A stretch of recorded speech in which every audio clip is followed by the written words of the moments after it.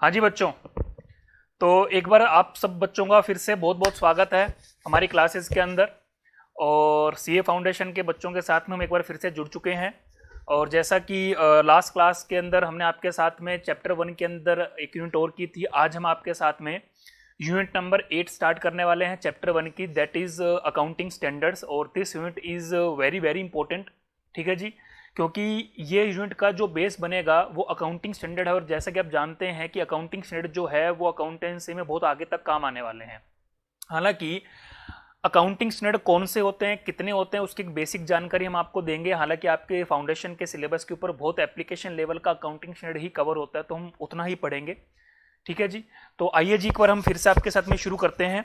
और मेरा आप सब बच्चों से सबसे पहले तो ये निवेदन है कि जिन बच्चों ने अभी तक हमारा चैनल सब्सक्राइब नहीं किया है वो प्लीज़ सब्सक्राइब कर लें और बेल आइकन जरूर प्रेस कर दें, ताकि जो आने वाले अपकमिंग यूनिट्स के वीडियोस हैं और जो नए चैप्टर्स की वीडियोस हैं वो भी आपको मिल जाए, ठीक है। और हम बहुत जल्द आपके साथ में सीए इंटर से रिलेटेड और जो स्कूलिंग के बच्चे हैं उनको भी एक क्वालिटेड एजुकेशन प्रोवाइड करवाने के लिए अकाउंटेंसी के कंसेप्चुअल बेस्ड वीडियोस लाने वाले हैं। तो जो अपने जूनियर्स हैं प्लीज़ उनको भी आप इस साइड डायरेक्ट करिए, और वो सब्सक्राइब करेंगे तो they will also get the some qualited education video, ठीक है जी। तो आइए जी शुरू करते हैं और लौट करके आएंगे हम हमारे अकाउंटिंग स्टैंडर्ड की यूनिट नंबर 8 के ऊपर। यूनिट नंबर जो हम बीच बीच में आपके साथ में कर रहे हैं, ठीक है जी। 7th यूनिट को मैंने एक बार के लिए स्किप कर दिया है। अभी हम पहले यूनिट नंबर 8 आपके साथ में इस वीडियो के अंदर कंप्लीट करेंगे, जो कि है जी अकाउंटिंग। अब सबसे पहले मैं आपको थोड़ा सा बेसिक बता दूं कि अकाउंटिंग स्टैंडर्ड्स क्या होते हैं। देखो जी, अकाउंटिंग स्टैंडर्ड्स क्या होते हैं। अकाउंटिंग स्टैंडर्ड नाम से पता लगता है कि अकाउंटिंग करने के लिए, या मैं बोलूं there are some specific accounting treatment जिनके लिए कुछ स्टैंडर्ड सेट कर दिया गया है, या मैं बोलूं जिनके लिए कुछ बेंचमार्क सेट कर दिया गया है। तो फॉर द पर्टिकुलर ट्रीटमेंट जिनका डिस्कशन अकाउंटिंग स्टैंडर्ड में हो रखा है, आप उनका ट्रीटमेंट बिल्कुल वैसा ही करेंगे जैसा कि अकाउंटिंग स्टैंडर्ड में दिया गया है। That means there are some standard, आप उससे नीचे आकर के काम नहीं कर सकते, आपको उन स्टैंडर्ड्स पर ही काम करना पड़ेगा, उन बेंचमार्क्स पर ही काम करना पड़ेगा। अब सबसे पहली बात यह आती है कि हमें ऐसा क्यों करना पड़ रहा है, इसकी नीड क्या है। देखो एक बात जरा सोच करके देखो, एक बहुत बेसिक सी एक मैं आपके साथ में डिस्कशन करता हूं कि जैसे कि मेरे पास में एक एएस नंबर 2 होता है। एएस नंबर 2 बोले तो वैल्यूएशन ऑफ इन्वेंट्री, या बोलूं एएस नंबर 3 जो कैश फ्लो स्टेटमेंट होती है, आपने 12th क्लास में पढ़ा भी है as number 3 cash flow statement. अब एएस नंबर 3 के अंदर एक बात लिखी गई, कैश फ्लो स्टेटमेंट को बनाने के दो मेथड होते हैं।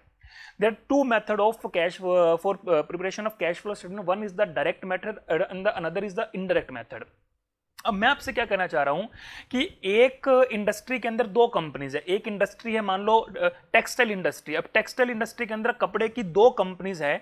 उन दोनों कंपनीज के डेटा को, उन दोनों कंपनीज के फाइनेंशियल स्टेटमेंट को कंपेयर करके हमें यह पता लगाना कि कौन सी कंपनी बेहतर है, या उन दोनों कंपनीज के कैश फ्लो स्टेटमेंट को कंपेयर करना। अब दिक्कत क्या है कि एक कंपनी ने डायरेक्ट मेथड से कैश फ्लो स्टेटमेंट बना रखा है, तो दूसरी कंपनी ने इनडायरेक्ट मेथड से कैश फ्लो स्टेटमेंट बना रखा है।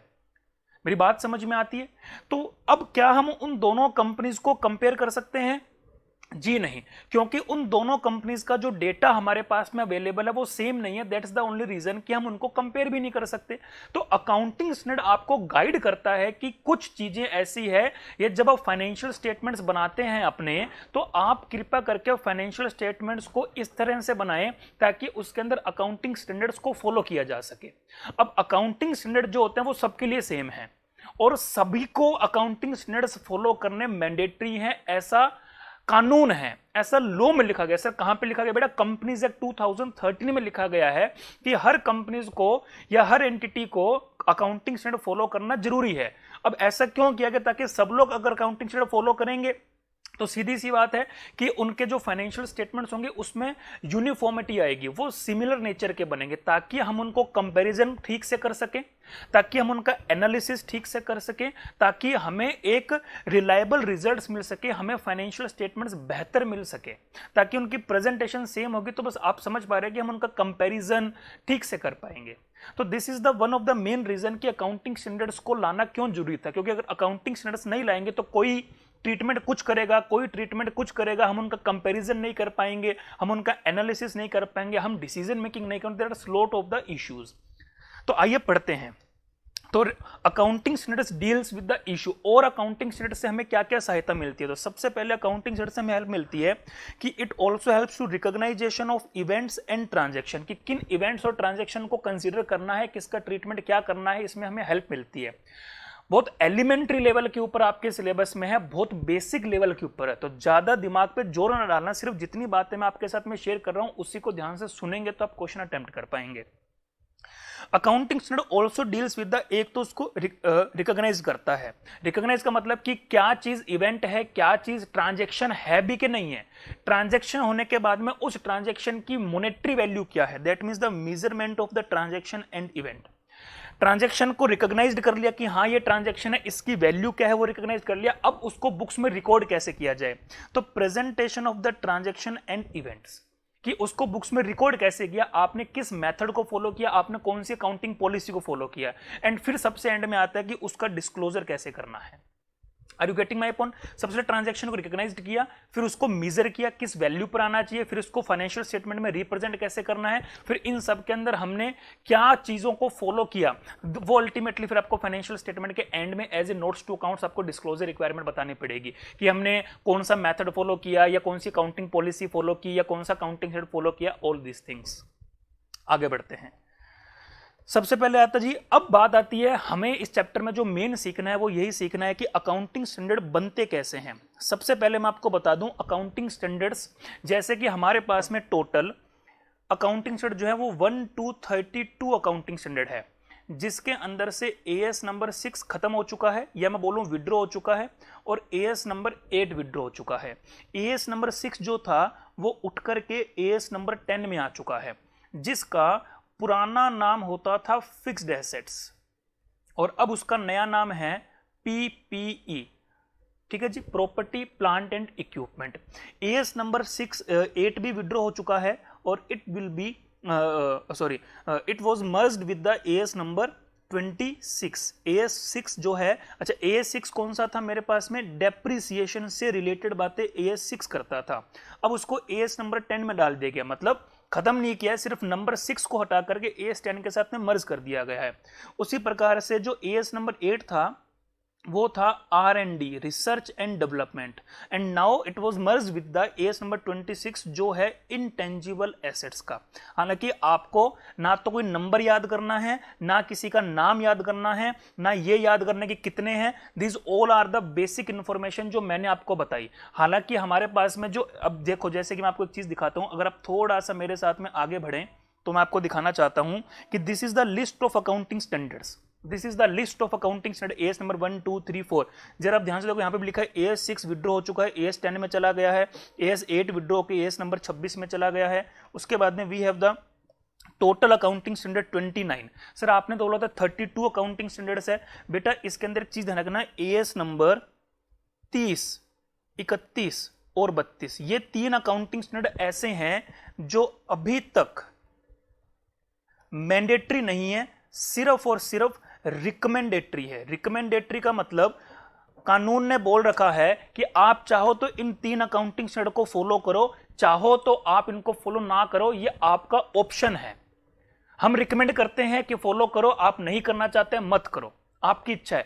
लेकिन 1 से लेकर 29 तक के जो अकाउंटिंग स्टैंडर्ड है एक्सेप्ट 6 और 8 वो मैंडेटरी हैं, उनके अंदर आपकी चॉइस नहीं चलेगी। वो तो अगर आप किसी क्राइटेरिया को फुलफिल करते हो then you are liable to compliances of all these accounting standards. Are you getting my point कि मैं क्या कहना चाह रहा हूं। तो हालांकि यहां पर एक बात साफ साफ लिखी गई है, the list of accounting standard given above does not form part of syllabus. यह आपके सीए फाउंडेशन के सिलेबस का हिस्सा नहीं है, हम आपको इंटर में आकर के पढ़ने का मौका देंगे, ऐसा इंस्टीट्यूट बोलता है। ठीक है, it has been given here the knowledge of the student only. यहां पर देने का सिर्फ ओनली रीजन है कि आपको नॉलेज हो जाए। बट बेटा हमें भी पता है, आपको पता है, जो काम की बात है हम वो भी नहीं पढ़ते, तो जो काम की बात नहीं है उसको पढ़ने का तो सवाल ही नहीं पैदा होता। But still don't worry about it, नहीं भी पढ़ना ना पढ़ो, सिर्फ ये नॉलेज है। और वो नॉलेज मैंने आपको बता दी कि टोटल इतने होते हैं, 3 रिकमेंडेटरी है, 29 मैंडेटरी, उसमें से भी 2 हट चुके हैं, 6 गया 10 में, 8 गया 26 में। नाम भी याद करना क्योंकि वो अभी जरूरत भी नहीं है। तो लेट्स मूव ऑन, आगे बढ़ते हैं। ठीक है जी, तो इसको आप छोड़ दें, ये सिर्फ लिस्ट है। ठीक है जी, तो अब हम बात करें कि ये जो अकाउंटिंग स्टैंडर्ड है वो बनाता कौन है। अच्छा बेटा, एक चीज मैं आपको बता दूं, जैसे कि अकाउंटिंग स्टैंडर्ड थोड़ा सा आपको और आइडिया लग जाए, जैसे कि एएस नंबर 10 है, वो किसका अकाउंटिंग ट्रीटमेंट बताता है? वो आपको बताता है प्रॉपर्टी प्लांट एंड इक्विपमेंट। बोले तो वो आपको फिक्स्ड एसेट्स को कैसे ट्रीट करना है बुक्स में, इसका ट्रीटमेंट बताता है। कैश फ्लो स्टेटमेंट कैसे बनानी है, एएस 3 बताता है। इन्वेंट्री के वैल्यूएशन कैसे करना है, एएस नंबर 2 बताता है। और उसके बाद में रिवेन्यू को बुक्स में कब रिकॉग्नाइज करना है, कैसे करना है, वो एएस नंबर 9 बताता है। तो आप समझ पा रहे हैं, सबको इन अकाउंटिंग स्टैंडर्ड को फॉलो करते हुए बुक्स में ट्रीटमेंट करना पड़ेगा। This is the importance of as. क्यों फॉलो करना है, कारण मैंने आपको बता दिया, ताकि फाइनेंशियल स्टेटमेंट्स को कंपेयर कर सकें, इन्वेस्टर्स उनको समझ सके, डिसीजन मेकिंग कर सके। There are lots of many users. ठीक है, आगे बढ़ते हैं। तो अब सवाल आता है कि ये एएस बनते कैसे हैं। तो अब हम उस पर चर्चा शुरू करते हैं। एएस बनते कैसे हैं? बेटा एएस बनते कैसे हैं, सबसे पहले किस चीज के लिए एएस बनाना है, उस एरिया को आइडेंटिफाई किया जाता है। फिर उस एरिया के ऊपर स्टडी करने के लिए एक स्टडी ग्रुप बनाया जाता है, कुछ लोगों का समूह बनाया जाता है जो उसके ऊपर वाद विवाद करके देखते हैं कि हाँ इस एरिया के ऊपर एएस बनाना है, इस एरिया में क्या प्रॉब्लम है, उस प्रॉब्लम का कैसे सॉल्यूशन निकाला जाए, उसके ऊपर वो डिस्कशन करते हैं। फिर एक ड्राफ्ट बनता है। ड्राफ्ट का मतलब जब सारी डिस्कशन होगी तो फिर उन्होंने एएस को लिखा, उसके अंदर सारा ट्रीटमेंट लिखा, डेफिनेशंस लिखी, मतलब एक तरह से पूरा अकाउंटिंग ट्रीटमेंट को लिखा। फिर उस ड्राफ्ट को लिखने के बाद में सर्कुलेट किया जाता है, लोगों को दिया जाता है कि आप पढ़ो, क्योंकि जितने ज्यादा लोग उसको पढ़ेंगे उतने ज्यादा लोग उसके अंदर अगर कुछ कमी होगी तो वो सारी कमियां सामने आएगी।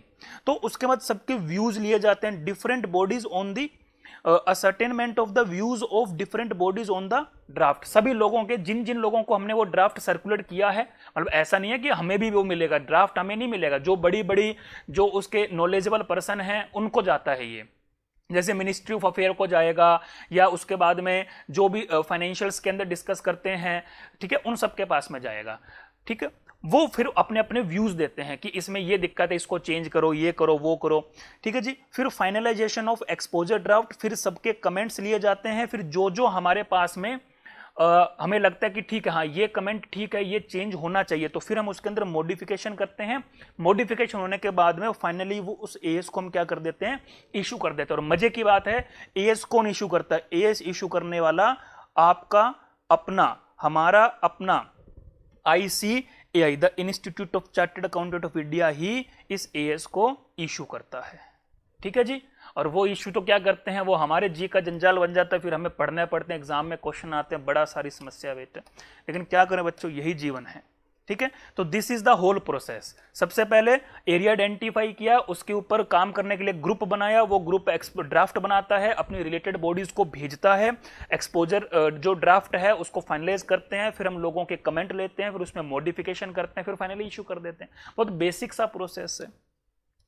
इंट्रोडक्शन ऑफ अकाउंटिंग स्टैंडर्ड, इसमें कुछ चीजें हैं जो मेरे पास में काम की चीजें निकल कर आएंगी। सबसे पहले, accounting as a language of business communicate the financial results of an enterprise to various stake holders by the means of financial statements. बिल्कुल ठीक बात है।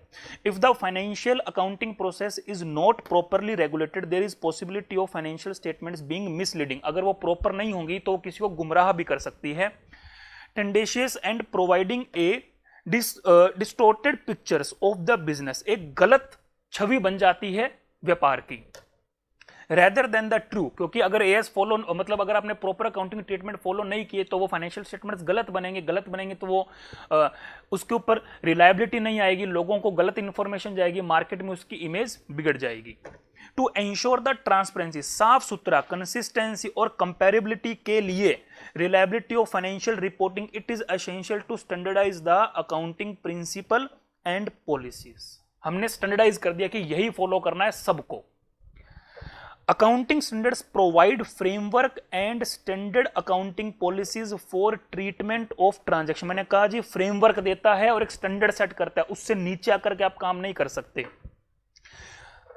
For treatment of events and transactions so that financial statement of different enterprises become comparable, ताकि उनकी अगर वो same nature के होंगे तो हम उनको कंपेयर कर पाएंगे। Accounting standard are written policy document, लिखित में होते हैं, issued by the expert accounting body और बाय द गवर्नमेंट और other regulatory body covering the aspects of recognition, measurement, presentation. मतलब वो सब चीजें फॉलो होनी चाहिए, उसमें रिकॉग्नाइजेशन क्राइटेरिया होना चाहिए, मेजरमेंट कैसे करना वो होना चाहिए, प्रेजेंटेशन और disclosure of accounting transaction and event in the financial statement कैसे करना है, ये उस एएस में कवर होना चाहिए। The ostensible purpose of the standard setting bodies is to promote the dissemination of timely and useful financial information to investors। सबसे main कारण क्या है, मेन पर्पज क्या है of the standard setting bodies is to promote a dissemination of timely and useful financial information, ताकि हम investors के पास में काम की बातों को ठीक तरीके से प्रेजेंट करके भेज सकें, ताकि उनको डिसीजन मेकिंग लेने में, इन्वेस्टमेंट का डिसीजन लेने में किसी प्रकार की प्रॉब्लम नहीं हो। ठीक है जी। And certain other parties having an interest in the companies economic performance, कुछ और लोगों को जैसे कि मैनेजमेंट है, एडमिनिस्ट्रेटिव डिपार्टमेंट है, जो उनके फाइनेंशियल स्टेटमेंट्स को देख करके पता लगा सके भी हाँ भी ठीक है इंप्रूवमेंट होना चाहिए, या कंपनी के रिजल्ट्स कैसे हैं, या उनकी प्रेजेंटेशन बेहतर है कि नहीं है। ठीक है जी। The accounting standard deals with the issue of recognisation, measurement, presentation and disclosure requirement. ठीक है जी, कि प्रेजेंटेशन ऑफ द, कि किस तरह से फाइनेंशियल स्टेटमेंट्स को डिस्क्लोज किया जाए जो कि meaningful and understandable to the reader हो, ताकि पढ़ने और देखने वाले को चीजें समझ में आए। और disclosure requirement which should be there to enable the public at large and stake holder, जो भी उसके अंदर शेयर होल्डर होते हैं उनको स्टेक होल्डर ही बोलते हैं, and potential investor to get insight, insight का मतलब समझते हैं उसकी डिटेल्ड जानकारी, into what these financial statements are trying to reflect, कि वो फाइनेंशियल स्टेटमेंट्स क्या दिखाना चाहते हैं, क्या बताना चाहते हैं, वो उन लोगों को डिटेल में पता लगे, पब्लिक को, उसके जो इन्वेस्टर्स है उनको। ठीक है जी। To take prudent and informed business decision, ताकि वो ठीक से डिसीजंस ले पाए। तो आपको ये चार बातों पे बड़ा फोकस करना है, रिकॉग्नाइजेशन, मेजरमेंट, उसके बाद में recognised measurement and presentation in the financial statement and disclosure requirement. ठीक है। तो अगर आप आने वाले टाइम में जब देखेंगे तो हर एस में आप पाएंगे कि वहां पे रिकॉग्नाइजेशन का कंसेप्ट आएगा, मेजरमेंट आएगा, उसको बुक्स में प्रेजेंट कैसे करना वो भी उसमें लिखा होगा, और डिस्क्लोजर रिक्वायरमेंट सबसे एंड में हर एस में आती है। ठीक है जी। चलिए आगे देखते हैं। उसके बाद में जी objective of accounting standard. Objective हमने यहां पे साफ साफ लिख रहे हैं, एलिमिनेट द, जो हम कंपैरिजन नहीं कर सकते उसको दूर करना, eliminate the non comparability of financial statement. ठीक है जी। देयर बाय, ताकि उनके ऊपर विश्वसनीयता बढ़े, there improving the reliability of financial statement, किसकी, डिफरेंट बिजनेस एंटिटीज की। और क्या है, provide a set of standard accounting policies, valuation norms and disclosure requirements. ये एएस से हमें मिलता है। ठीक होगी बात। आगे देखेंगे बेनिफिट्स एंड लिमिटेशंस क्या है, बेनिफिट और लिमिटेशन देखते हैं। सबसे पहले मेरे पास में आता है ये इस फोटो से देख करके हम समझ सकते हैं। ठीक है जी। बेनिफिट क्या है देखें, सबसे पहले है जी standardisation of alternative accounting treatment. अगर हमारे पास में किसी चीज के एक से ज्यादा ट्रीटमेंट हैं तो उन ट्रीटमेंट में कौन सा ट्रीटमेंट हमें फॉलो करना चाहिए ये एएस हमें बताता है, ताकि हमने उन ट्रीटमेंट को स्टैंडर्डाइज कर दिया। ठीक है जी। हमने एक बेंचमार्क सेट कर दिया, हमने एक लेवल बना दिया कि हाँ ठीक है आपको ये ही करना है, आपके पास बड़े सारे ऑप्शंस हैं, नहीं है, हमने उन सारे ऑप्शंस को हटा करके ये हमने प्रेफर कर दिया, दिस इज द प्रेफरेंस, आप इनमें से किसी को फॉलो करिए, या इसके अंदर से भी this is the first preference, इसको फॉलो करिए। Are you getting my point? ठीक है जी। उसके बाद में और क्या बेनिफिट है, हम फाइनेंशियल स्टेटमेंट्स को कंपेयर कर सकते हैं कि पिछले साल के मुकाबले इस साल खर्चे बढ़े हैं, इनकम्स बढ़ी है, प्रॉफिट कैसे हैं, बढ़े हैं, कम हुए हैं, लॉस मेकिंग है, एसेट्स पे क्या प्रभाव पड़ रहा है, हमें क्या और नए डिसीजंस लेने चाहिए, या हमें कॉस्ट कटिंग करनी चाहिए, या हमें मतलब सेलिंग प्राइस को बढ़ाना चाहिए, कॉस्ट कम करनी चाहिए। All these are the results of comparison of financial statements. तो और फाइनेंशियल स्टेटमेंट को ठीक से कंपेयर करने के लिए एएस को फॉलो करना जरूरी है, ताकि अकाउंटिंग ट्रीटमेंट ठीक से हो सके, स्टैंडर्ड लेवल के हो सके, घिसे पिटे या मतलब ऐसा कुछ भी हम अकाउंट फाइनेंशियल स्टेटमेंट में ना कर दें जिसको देख करके उस पर डाउट्स आए, उस पर क्वेश्चन मार्क लगे। ठीक है जी। उसके बाद में क्या है जी, अकाउंटिंग स्टैंडर्ड में लिखा जाता है कुछ एडिशनल चीजों को डिस्क्लोज करना है भी हर एएस में। अब जैसे वैल्यूएशन ऑफ इन्वेंट्री है या जैसे एएस नंबर 1 है डिस्क्लोजर ऑफ अकाउंटिंग पॉलिसी, तो मैंने अगर याद करो उस चैप्टर में आपको बताया था कि अगर आप कोई भी अकाउंटिंग पॉलिसी को चेंज करते हैं then you have to disclose 4 things. याद है आपको, ये एएस 1 की रिक्वायरमेंट है कि अगर आप कोई भी अकाउंटिंग पॉलिसीज में डिस्क्लोज करते हैं देन कोई भी अकाउंटिंग पॉलिसी में चेंज करते हैं then you have to disclose old policy, new policy, उसको चेंज करने का रीजन बताओ और उसके चेंज करने से जो मटेरियल इफेक्ट आया है उसको भी बताइए। तो this is the disclosure requirement. ये बातें आपको अपने फाइनेंशियल स्टेटमेंट्स में लिखनी पड़ेगी। क्यों लिखनी पड़ेगी? क्योंकि AS1 में ये बात लिखी गई है और AS1 को फॉलो करना जरूरी है। तो देख रहे हैं AS1 को करने से कितनी चीजें सिस्टमेटिक हो गई है। हम कोई भी चीज छुपा नहीं सकते यूजर से, यूजर्स के पास में डिटेल्ड जानकारी जा रही है जिससे कि उसको कंपनी के बारे में डिसीजन लेने में कन्वीनियंस होती है। ठीक होगी बात। तो दीज आर द बेनिफिट्स। ठीक है। उसके बाद में बेटा मेरे पास में आती है जी इसकी लिमिटेशन। अब कुछ लिमिटेशंस भी हैं इसकी। लिमिटेशंस क्या है? Difficulty in making choice between different accounting treatment. ये तो होना ही था और मजे की बात है इसको हटाने के लिए तो एएस लेकर आए। बड़े सारे अकाउंटिंग ट्रीटमेंट थे, चॉइस थी कि कुछ भी यूज करो, लेकिन एएस ने हमें रिस्ट्रिक्ट कर दिया। अब हम अपनी इच्छा से कोई भी अकाउंटिंग ट्रीटमेंट बुक्स में फॉलो नहीं कर सकते। Restricted scope, accounting standard can not override the statute. Statute का मतलब होता है लॉ। जैसे कि फॉर एग्जांपल कोई चीज है जिसका अकाउंटिंग ट्रीटमेंट एएस में भी लिखा गया है, जिसका अकाउंटिंग ट्रीटमेंट लॉ में भी लिखा गया है। लॉ का मतलब कंपनीज एक्ट में भी लिखा गया है। तो ध्यान रखना जब इन दोनों में भिड़ंत होती है एएस और कंपनीज एक्ट में, तो हमेशा जीतता कौन है? Companies act. ध्यान रखना, बात समझ में आती है? यानी कि कंपनीज एक्ट में जो बात लिखी गई है वो एएस में लिखी गई बात को ओवरराइड कर सकती है, लेकिन ओएस में जो लिखा गया है वो कंपनीज एक्ट की बात को ओवरराइड नहीं कर सकता। दैट मींस एएस का जो एरिया है, जो स्कोप है, वो बहुत रिस्ट्रिक्टेड है। ठीक है ना? वो कंपनीज एक्ट की बातों को काट नहीं सकता, लेकिन कंपनी एक्ट में जो बात लिखी गई है वो एएस की बात को काट सकती है। तो कहीं ना कहीं एएस का जो एरिया है, एएस का जो दायरा है वो रिस्ट्रिक्टेड है, उसका स्कोप कम है। यही बात यहां पे लिखी गई है। ठीक होगी जी बात। तो आप इसको डिटेल में पढ़ सकते हैं। अब हमारे पास में काम की बात आती है जी process of formulation of accounting standard in India. India में एएस बनने का कैसे बनते हैं, तो ध्यान से पढ़ना जी, कुछ काम की बातें इसमें निकल कर आ सकती है।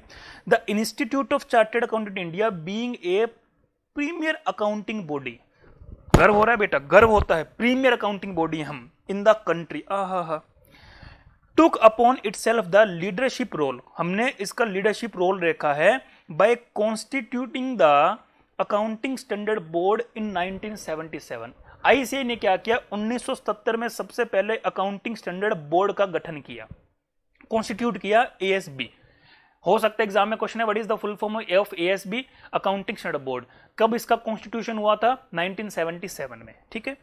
The ICA has take significant initiative, बड़े काम के कदम उठाए, बहुत महत्वपूर्ण कदम उठाए through in setting and issuing procedure of AS to ensure that the standard setting process is fully consultative and transparent. हमने जो सेट किया है वो बड़ा ही मतलब कंसल्ट करके, मतलब ऐसे ही कोई भी चीज हम फाइनल नहीं करेंगे, बड़े सारे हमने उस पर लेवल बनाया, हर लेवल से होकर के निकलेगा तब जाकर के कोई चीज, मतलब प्रोसेस देख रहे हो आप, बहुत मतलब एकदम टाइट पोजीशन, मतलब एकदम टाइट प्रोसेस बनाया गया है। ठीक है। और बिल्कुल ट्रांसपेरेंट है, कोई भी हेराफेरी के चांसेस नहीं है। ASB considers IFRS. लो जी, एएसबी क्या करती है? जैसे कि इंडिया के अंदर अकाउंटिंग ट्रीटमेंट के लिए एएस है वो सिर्फ इंडिया में एप्लीकेबल है, वैसे ही अगर हम इंडिया के बाहर जाएंगे तो वहां पर भी अकाउंटिंग स्टैंडर्ड के नाम हैं, वहां पर भी अकाउंटिंग स्टैंडर्ड, लेकिन वहां पर उनका नाम एएस नहीं बोलते, वहां पर हम उनको बोलते हैं IFRS, international financial reporting standard. Again question आता है कि IFRS की फुल फॉर्म क्या है? International financial reporting standard. अगर आपको याद हो ये चैप्टर आपकी 11th क्लास में था जो मैडम ने कभी नहीं पढ़ाया। While framing the Ind AS, आज की डेट में AS जो है उसका नया नाम आ चुका है इंड AS। ठीक है जी, ये हम आपके साथ में आगे जाकर के यूनिट नंबर 9 के ऊपर इसके ऊपर हम डिस्कशन करेंगे, बट अभी के लिए AS का समय बदल रहा है, AS अब बड़े हो रहे हैं और AS का नाम क्या हो गया है? International Ind AS। और इंड AS को कहां से बनाया गया है? IFRS की सहायता से। ठीक है जी, तो ये हम कहे to be continued in the unit number 9 में हम इसके ऊपर चर्चा करेंगे। आगे पढ़िए। And try to integrate them in the light of applicable laws. हम क्या कर रहे हैं? IFRS को इंड AS में कन्वर्ट कर रहे हैं। ठीक है जी, विद द एप्लीकेबल लॉज। हम इंडिया के अंदर लॉज अपने लॉ तो देखेंगे ना, हम यूं थोड़ा ना भी किसी कंट्री के अकाउंटिंग स्टैंडर्ड सीधे सीधे यहां पर उठा लिए क्योंकि वो बढ़िया है, क्योंकि वो इंटरनेशनल लेवल के हैं, ऐसा नहीं। इंटरनेशनल लेवल के हैं, उनसे हेल्प लेंगे, लेकिन उनको एज इट इज हम इंडिया में अप्लाई नहीं कर सकते क्योंकि हमारे इंडिया के कानून अलग हैं। ठीक होगी बात? आगे पढ़िए।